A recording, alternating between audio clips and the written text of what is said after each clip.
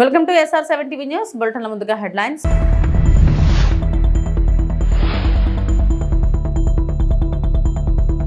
Trump వి అబద్ధాలు మోడీ చెప్పలేకపోతున్నారన్న కాంగ్రెస్ అధినేత Rahul.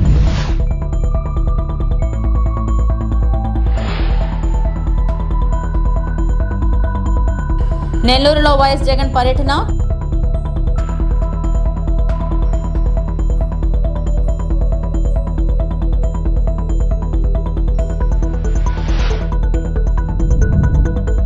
Supreme తీర్పు సీఎం రేవంత్ రెడ్డికి చెంపపెట్టు లాంటిది ఎమ్మెల్యే వివేకానంద. భారత్ పాకిస్తాన్ పోరు విరమణ విషయంలో అమెరికా అధ్యక్షుడు ట్రంప్ చెబుతున్నవి అబద్ధాలని ప్రధాని మోడీ చెప్పలేకపోతున్నారని లోక్సభలో విపక్ష నేత రాహుల్ గాంధీ మరోసారి విమర్శించారు. దీని వెనుక ఏదో రహస్యం దాగి ఉందని కప్పిపుచ్చేందుకు మోడీ ప్రయత్నిస్తున్నారని ఆరోపించారు. ట్రంప్ మాటలు అబద్ధాలని మోడీ చెబితే అసలు నిజాలు బయటకు వస్తాయి, అందుకే ఏం మాట్లాడలేకపోతున్నారని స్పష్టమవుతుందని బుధవారం లోక్సభలో చెప్పారు.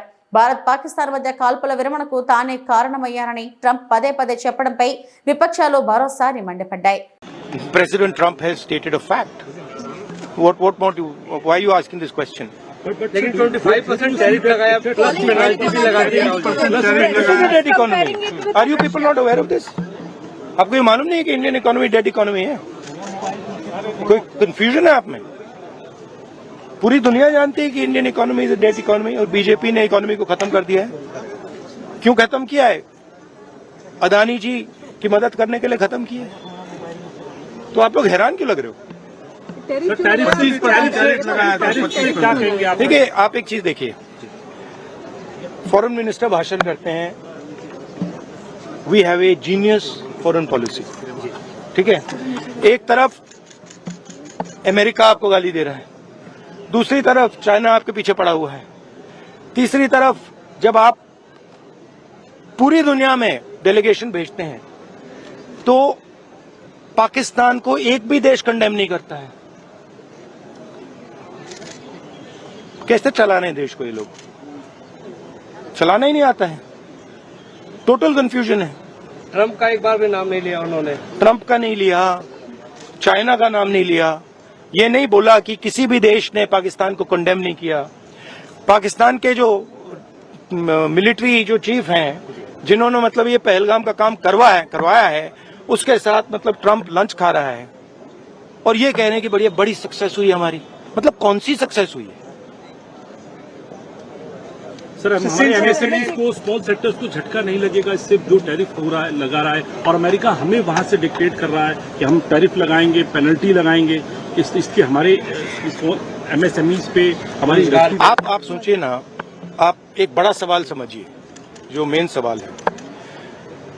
ट्रंप ने 30-32 बार बोला है कि मैंने सीज फायर किया है, राइट? ट्रंप ने यह भी बोला है कि 5 जहाज हिंदुस्तान के गिरे हैं. ट्रंप अब बोल रहा है कि मैं 25% टैरिफ लगाऊंगा. आपने अपने आप से ये सवाल पूछा कि नरेंद्र मोदी जी जवाब क्यों नहीं दे पा रहे? पूछा है क्यों? एक्चुअल रीजन क्या है? क्या लगता है आपको? कंट्रोल किसके हाथ में है? बात समझिए. Please don't try and digress the issue. The main issue sitting in front of India today is that the government has destroyed our economic policy, has destroyed our defense policy, has destroyed our foreign policy. Okay? They are running this country into the ground. You people don't say it. You people want to talk about other issues, right? But they are running this country into the ground. మాజీ MLA Nallapureddy Prasanna Kumar Reddy ఇంటికి చేరుకున్న YS Jagan. TDP Gundala దాడి నుంచి త్రుటిలో తప్పించుకున్న ప్రసన్న కుమార్ రెడ్డి ఇంటిని furniture ను ధ్వంసం చేసిన పచ్చముక్క. దాడి నుంచి సురక్షితంగా బయటపడ్డ కుటుంబ సభ్యులు. ప్రసన్న కుమార్ రెడ్డికి ఆయన కుటుంబ సభ్యులకు జగన్ పరామర్శ. ఇంటిని పరిశీలిస్తున్న వైఎస్ జగన్.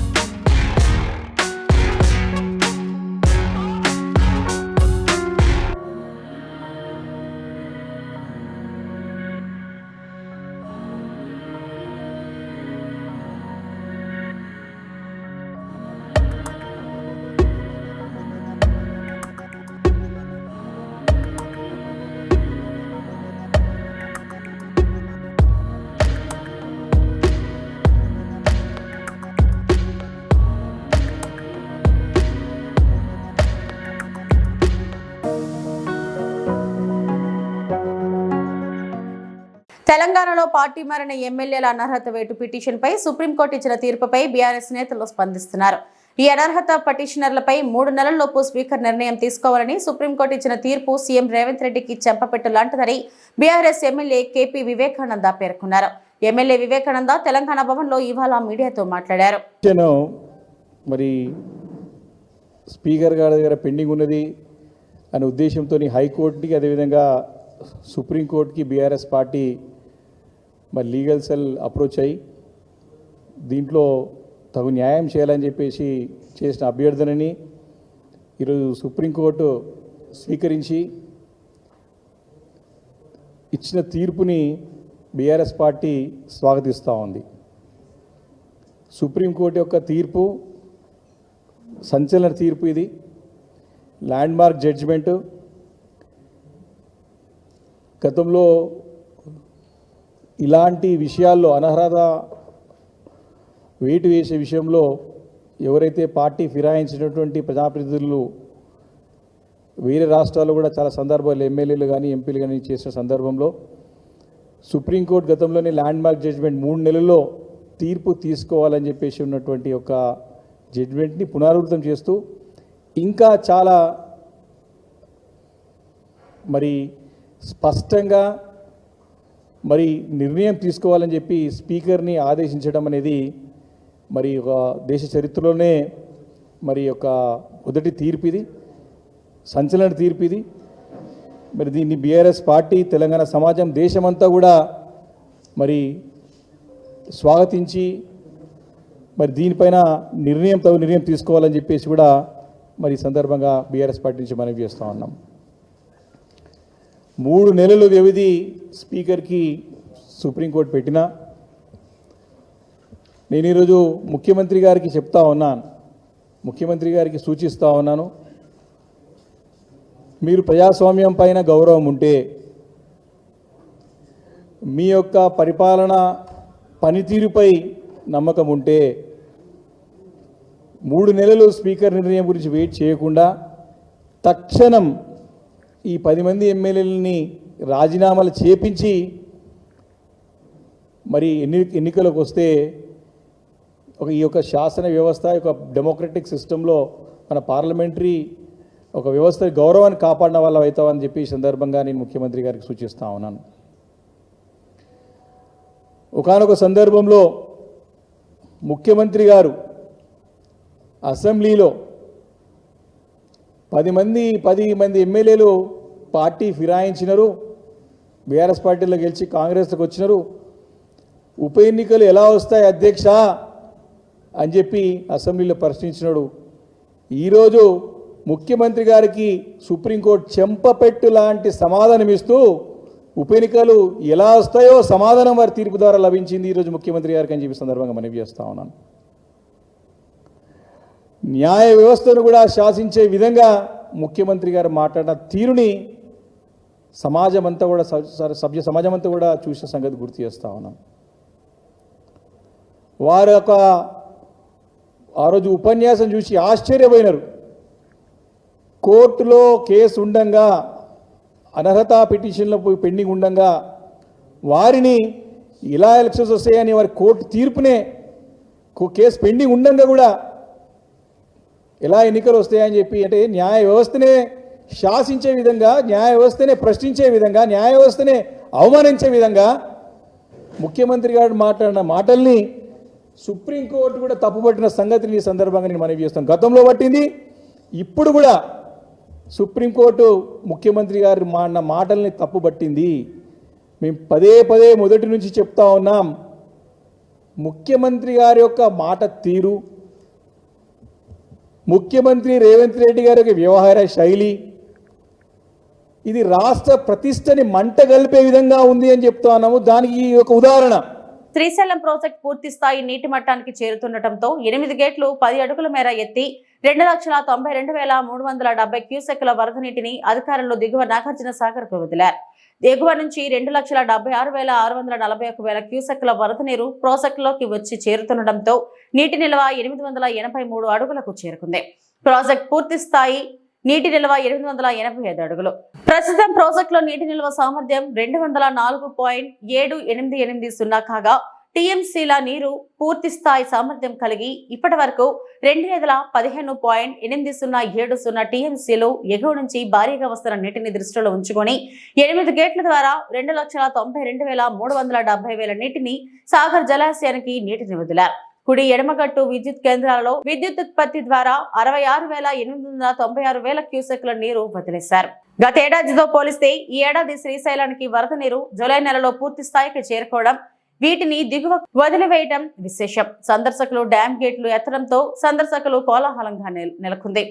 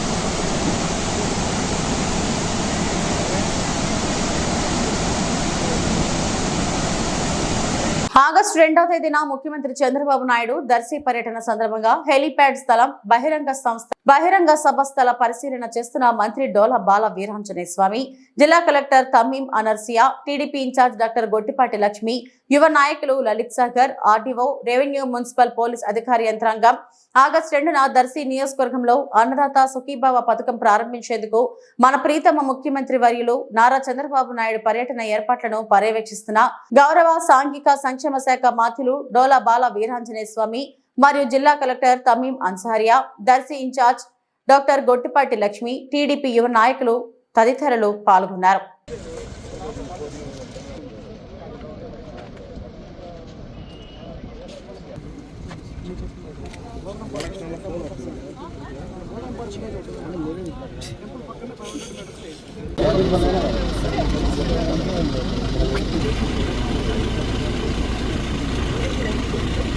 అల్లూరు సీతారామరాజు జిల్లా పెద్దబయలు మండలం చెందిన 14 గ్రామ పంచాయతీలు గుత్తలపుట్టు మండలం కావాలని డిమాండ్ చేస్తూ మొదటి రోజు కుంతర్ల పంచాయతీలో ర్యాలీ నిర్వహించి నినాదాలు చేశారు. ఈ సందర్భంగా గుత్తలపుట్టు మండల సాధన కమిటీ సభ్యులు వంతల సూరిబాబు, వనుగూరి బాబుజీ, తాంగుల మహేష్ మాట్లాడుతూ 14 పంచాయతీలకు ప్రత్యేక మండలం ఇవ్వాలని డిమాండ్ చేశారు. ఈ 14 పంచాయతీలకు గాను గుత్తలపుట్టు అనుకూల ప్రాంతమని, ప్రజల సౌలభ్యానికి సౌకర్యవంతంగా ఉంటుందని అన్నారు. ప్రజల ఆమోదంతోనే మండలం ఏర్పాటు చేయాలి. తక్షణమే గుద్దులపుట్టు మండలంనే వర్ధిల్లాలి. గుద్దులపుట్టు మండల సాధన కమిటీ ఏర్పాటు చేయాలి. వెంటనే గుద్దులపుట్టు మండలంను గుత్తులపుట్టు నూతన మండలం ఏర్పాటు చేయాలి. నూతన మండలం ఏర్పాటు చేయాలి. నూతన మండలం ఏర్పాటు చేయాలి. పూర్తయినప్పటికీ మా కుంతుర్ల మారుమూల గ్రామంలో ఇప్పటికి ఇంకా పూర్తి స్థాయిలో రహదారులు లేవు. మరి అదేవిధంగా నూతన మండలాలు ఏర్పాటు చేసే మరి తరుణంలో మాకు కుంతుర్ల పంచాయతీలు, మరి అలాగే మరి కోడపల్లి, కిమ్ముడిపల్లి, నెక్స్ట్ గూడ, మరి మఠం పంచాయతీ, డోకులూరు, ఇలా కలుపుకొని సుమారుగా 14 పంచాయతీలు మాకు అంటే ప్రజలు రాకపోకలకి, మరి వాళ్ళ సౌలభ్యాలకి, మరి అదేవిధంగా ఒక మండలం అంటే అల్లూరి సీతారామరాజు జిల్లాకు కొంచెం దగ్గరలో ఉందని చెప్పేసి మేమందరూ కూడా గుత్తలపుట్టుని మండలంగా మేము కావాలని చెప్పేసి ఈరోజు గుత్తలపుట్టు మండల సాధన కమిటీ ద్వారా మేము డిమాండ్ చేస్తూ ఉన్నాము. అదే తరుణంలో ఈరోజు కుంతుల పంచాయతీలోని సుమారుగా ఒక 23 గ్రామాల ప్రజలు ఈరోజు మేము నిరసన ర్యాలీ ద్వారా డిమాండ్ చేస్తున్నాము మాకు గుత్తలపుట్టిన మండలం కావాలని చెప్పేసి. ఎందుకంటే మరి పెద్దబయలుకు ఈరోజు మాకు సుమారుగా ఒక 60 కిలోమీటర్లు మారుమూల లూప్ లైన్లో ఉండడం వల్ల మన మండల అధికారులు కానీ ఈరోజు ఇక్కడ పర్యవేక్షించడంలో పూర్తిగా నిర్లక్ష్యం వహిస్తున్నారు. మరి అదేవిధంగా ఏ ప్రజాప్రతినిధులు కూడా, ఏ మండల ఎంపీడీఓ గారు కానీ ఎవరు కూడా ఈరోజు మారుమూల గ్రామాల్లో వచ్చి పర్యటించేటువంటి సమస్యలు ఉన్నాయని అడిగి తెలుసుకునేటువంటి పరిస్థితి లేదు. అందుకబట్టే మాకు దగ్గరలో ఉన్నటువంటి పంచాయతీ మా ప్రధాన డిమాండ్ ఏమంటే గుత్తులపుట్టు మండల కేంద్రంగా మాకు ఏర్పాటు చేయాలని ప్రధాన డిమాండ్. కాబట్టి ఇక్కడ 14 పంచాయతీ ప్రజలకు చాలా నడక రూపంలో అయితేనేమి, బస్సు సౌకర్యం అయితేనే చాలా ఇబ్బందిగా గురవుతున్నాం. అలాగే ఆఫీసర్స్ కలవాలంటే పెద్దపల్లి వెళ్ళాలంటే సుమారు 60 నుంచి 70 కిలోమీటర్లు మనకు వెళ్ళాల్సి ఉంటుంది. కాబట్టి మేమందరూ కోరుకున్నది ఒకటి, ఈ 14 పంచాయతీలందరూ మాకు గుత్తులపుట్టునే మండలంగా కేంద్ర బిందుగా చేస్తే ప్రతి 14 పంచాయతీలు ప్రజలకందరికీ అందుబాటులో ఉంటుంది. కాబట్టి గుత్తులపుట్టుని మండలం కేంద్ర బిందుగా మాకు ప్రకటించాలని మా ప్రధాన డిమాండ్ మేము చేస్తున్నాం. సిపిఐ పట్టణ కార్యదర్శి ప్రముఖ న్యాయవాది జూనబోయిన శ్రీనివాసరావు ప్రెస్ మీట్. జగ్గైపేటలో ఆగస్టు 1-2 తేదీలలో సిపిఐ ఎన్టీఆర్ జిల్లా ద్వితీయ మహాసభలు 1వ తేదీ ఉదయం 10 గంటలకు సిపిఐ పార్టీ కార్యాలయం వద్ద నుండి పట్టణ పురవీధులలో భారీ ర్యాలీ, తదనంతరం పొట్టి శ్రీరాములు విగ్రహం వద్ద బహిరంగ సభ, అలాగే 2వ తేదీన విజయవాడ రోడ్డులోని జేఆర్సీ కాలేజ్ సమీపంలో ఎస్ఎల్ఎస్ కళ్యాణ మండపంలో ప్రతినిధుల సభ నిర్వహిస్తున్నాం. ఈ 2 కార్యక్రమాలకు సిపిఐ నాయకులు, కార్యకర్తలు, సానుభూతి పరులు, కార్మికులు, కర్షకులు, వర్తక వాణిజ్య సంఘాల వారు ప్రతి ఒక్కరూ పాల్గొవాలని, కార్యక్రమాన్ని విజయవంతం చేయాలని కోరుతున్నారు. 100 సంవత్సరాల సుదీర్ఘ చరిత్ర కలిగినటువంటి భారత కమ్యూనిస్టు పార్టీ ఎన్టీఆర్ జిల్లా ద్వితీయ మహాసభలు జగ్గయ్యపేట పట్టణంలో ఎస్ఎల్ఎస్ కళ్యాణ మండపం జేఆర్సీ రోడ్లో జరుగుతూ ఉన్నాయి. రేపు అనగా 1వ తారీఖు భారత కమ్యూనిస్ట్ పార్టీ పట్టణ కార్యాలయం నుంచి, అంటే డిపో సెంటర్లో ఉన్నటువంటి కార్యాలయం దగ్గర నుంచి ర్యాలీగా బయలుదేరి 12 గంటలకి బలిస్పాడ్ రోడ్లో ఉన్నటువంటి గౌరవ పొట్టి శ్రీరాములు గారి విగ్రహం దగ్గర బహిరంగ సభ జరుగుతూ ఉంది. ఈ యొక్క కార్యక్రమంలో దాదాపు 40 సంవత్సరాల తర్వాత జగ్గయ్యపేటలో ఈ యొక్క జిల్లా మహాసభలు జరగటం అనేది పట్టణంలో ఉన్న ప్రతి ఒక్క కమ్యూనిస్టు పార్టీ కార్యకర్త గర్వించదగ్గ విషయం. ఈ కార్యక్రమం జయప్రదం చేయడానికి మరి ముఖ్యంగా కామ్రేడ్స్ అందరూ కూడా, మహిళా కామ్రేడ్సు, సానుభూతి పరులు, శ్రేయోభిలాషులు, సంఘటిత అసంఘటిత కార్మికులు, ఉద్యోగస్తులు, ప్రతి ఒక్క సానుభూతి పరుడు కమ్యూనిస్టు పార్టీ యొక్క సుదీర్ఘ చరిత్ర, జగ్గయ్యపేటలో దాదాపు 15 సంవత్సరాలు మరి కమ్యూనిస్టు పార్టీ ఎమ్మెల్యేగా ఉండి ప్రజలకు సేవ చేసిన విషయాన్ని కూడా ఒకసారి మరి చిరస్మరణం చేసుకుంటూ కార్యక్రమాలు జయప్రదం చేయడానికి మీ సహాయ సహకారాలను మేము కోరుకుంటా ఉన్నాం. ఈ కార్యక్రమంలో జయప్రదం చేయడానికి ప్రతి ఒక్కరు కూడా ముందుకొచ్చి ఈ యొక్క కార్యక్రమాన్ని దిగ్విజయం చేయాలని చెప్పేసి భారత కమ్యూనిస్టు పార్టీ జగ్గయ్యపేట పట్టణ సమితి ప్రధాన కార్యదర్శిగా మరియు న్యాయవాదిగా మీ యొక్క సహాయ సహకారాలను కోరుకుంటా ఉన్నాను.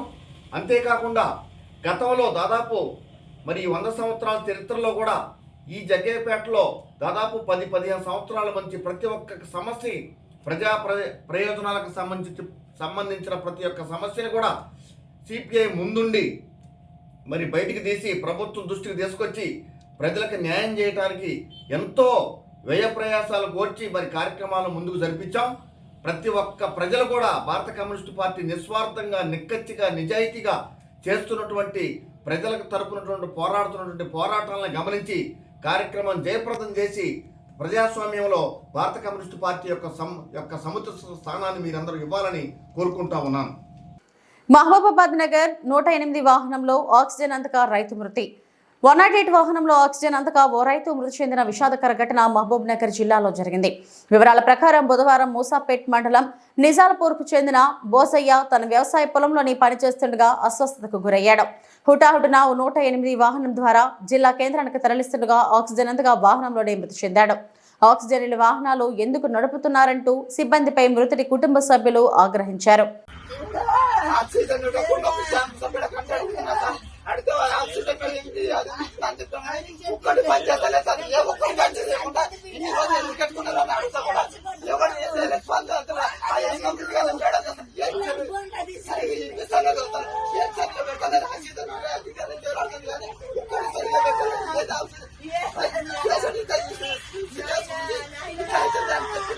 బతుకు తెరువుకు దారేది, అడవికి వెళ్లే దారిని తవ్వేశారంటూ చమర్ద కండ్రిక గిరిజనుల ఆందోళన.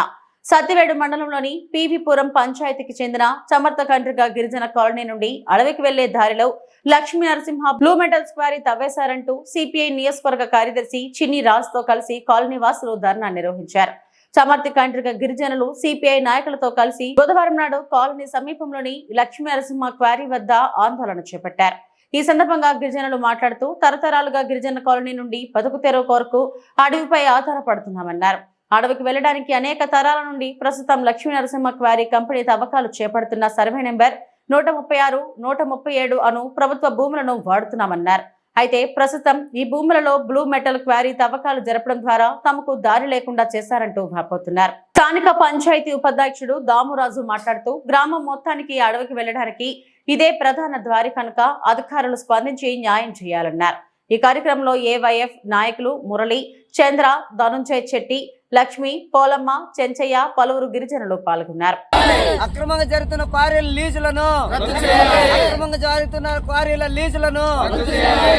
లీజులను మా పిల్ల పాపలకు బేకలు గొడ్లు పోయేది ఈ దోవే. మాకు ఈ దోవ వదలాలి. గుడికి పోయేదానికి కూడా దోవలా. మాకు కనీసం పూజ చేసుకునే దానికి కూడా దోవలా. మాకు దోవ వదలమంటే కేసులు పెడుతున్నారు. మేమేం చెయ్యాలా?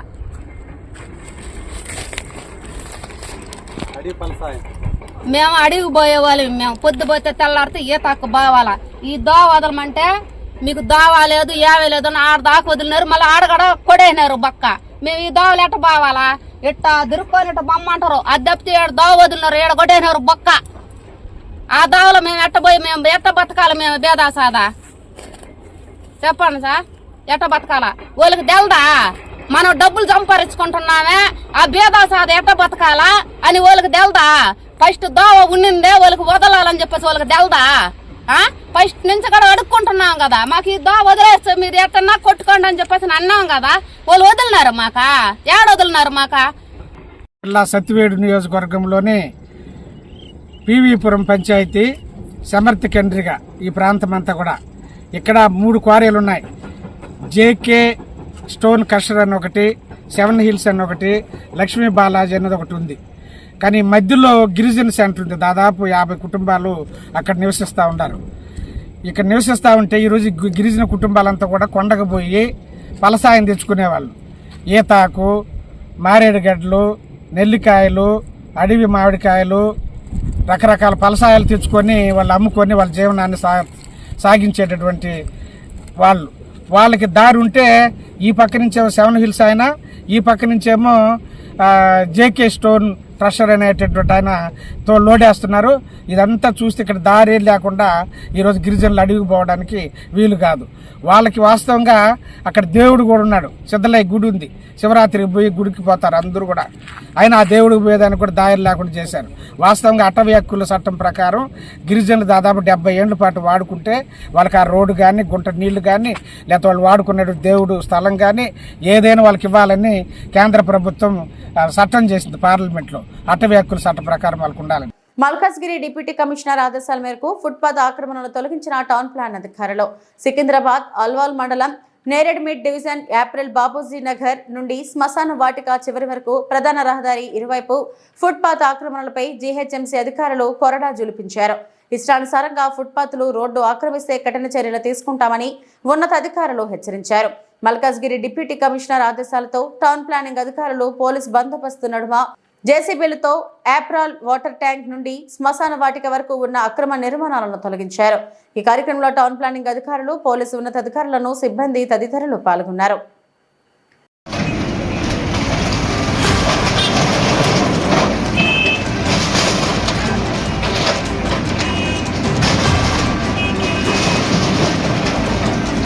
ఏప్రాల్లో అక్రమంగా వెలిసిన రోడ్డు పైన వెలిసిన షెడ్లు అవన్నీ మున్సిపల్ అధికారులు తీసేస్తున్నారు.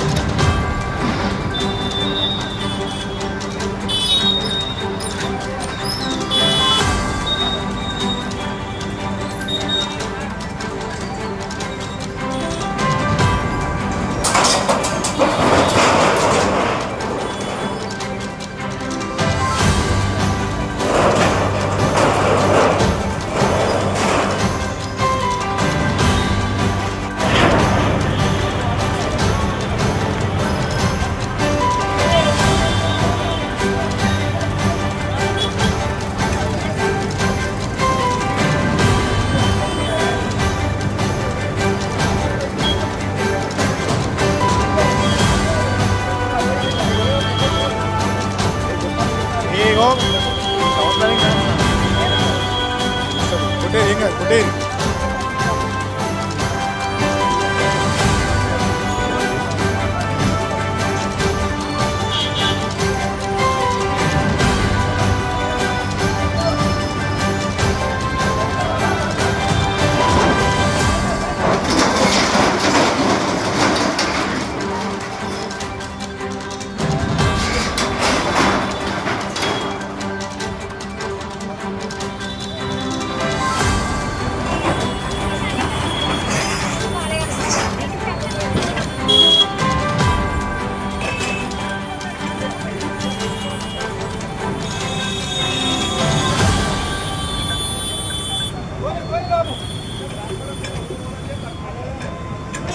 ఇవి ఇప్పటివరకు నా బులెటిన్ అప్డేట్స్. నమస్తే.